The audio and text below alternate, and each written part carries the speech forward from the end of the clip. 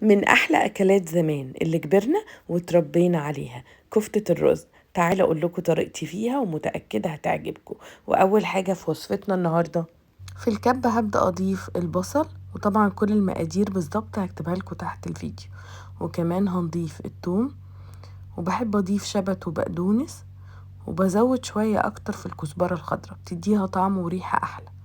وهنفرمهم لحد ما نبقى بالقوام ده. محضرة هنا كيلو إلا ربع لحمة مفرومة ضفتهم عليها، وكمان هضيف التوابل ومعلقة صغيرة من البيكنج صودا. وده دقيق الرز اللي هستخدمه، وهضيف حوالي 3 كوبايات. هكتب لكم طبعا المقادير تحت الفيديو. وهخلطهم كويس مع بعض، وبعد كده هرجعهم تاني الكبة يتفرموا كويس.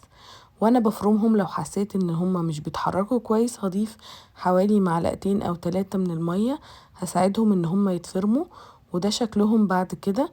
هجيب طبق فيه زيت وهبدأ احطه على ايديا وابدأ اشكل بيه الكفتة. طبعا تشكيل الكفتة دي احجامها وشكلها زي ما تحبوا، كل واحد هيعملها بالاحجام والشكل اللي تناسبه. انا شكلتها بالشكل العادي بتاعنا هو ده. هعملهم كلهم طبعا. وبعد كده هاجي في طاسة سخنة هضيف عليها زيت وهبدأ اقليهم. واحنا بنضيفهم في الطاسة بنضيفهم كلهم مرة واحدة. حاملة الطاسة بتاعتنا، وعايزة اقول لكم ان هي مش هتفك خالص، زي ما انتوا شايفين كده شكلها كويس قوي مظبوطة جدا. واول ما تاخد لون ذهبي هبدأ اقلبها بالشكل ده، وهطلعها. مش هستنى لغاية ما تاخد لون غامق قوي، عشان هي بعد ما بتقعد بتاخد لون اغمق شوية. هطلعها، ده شكلها ولونها خطير جدا والريحة تجنن. وبعد كده هنعمل الصوص. هنا في الحلة بتاعتي حطيت سمنة، نص معلقة سمنة، ضفت عليها بصلاية متوسطة وكام فص من الثوم، وهقلبهم لحد ما ريحتهم تطلع ولونهم يبقى اصفر.